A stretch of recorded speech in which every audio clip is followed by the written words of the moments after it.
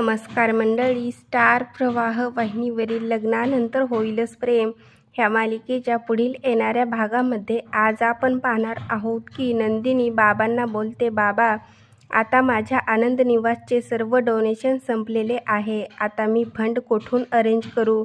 तेव्हा बाबा बोलतात, तू काही चिंता करू नकोस, मी तुला चेक देतो. आणि नंदिनी बोलते, नाही बाबा, आता मला आपल्या कुठल्याही नातेवाईकांकडून फंड नको आहे.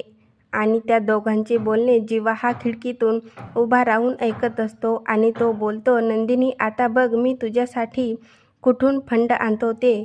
तर इकडे आपण पाहतो की पार्थच्या ऑफिसमध्ये कंपनीच्या मीटिंग सुरू असते. तेव्हा आलेले सर्व पाहुणे हे पार्थला बोलतात, मिस्टर पार्थ देशमुख, तुमचा प्रोजेक्ट हा अपूर्ण आहे, पूर्ण करणार का? तेव्हा दरवाजातून आवाज येतो, अपूर्ण प्रोजेक्ट हा मी पूर्ण करते. तेव्हा सर्वजण हे आश्चर्यचकित होऊन तिकडे पाहतात. तर त्या ठिकाणी काव्या आलेली असते आणि काव्या बोलते, मी पार्थ देशमुखचे अधुरे जीवन आणि प्रोजेक्ट दोन्हीही पूर्ण करते. आणि तेव्हा पार्थ तिला प्रश्न विचारतो, मिस काव्या, पार्थ देशमुख तुम्ही कसा प्रोजेक्ट पूर्ण करणार सांगाल का? आणि तेव्हा काव्याही सांगू लागते.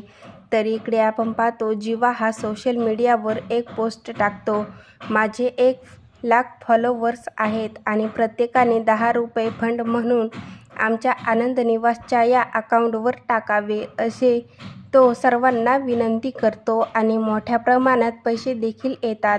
त्यावेळेस नंदिनी देखील अतिशय आनंदित झालेली असते. आणि तेव्हा नंदिनीची आई बोलते, पाहिलेत का, 19 दिवसांमध्ये त्याने 1,00,000 लोकांचे मन जिंकलेले आहे, परंतु तुझे मन जिंकू शकला नाही.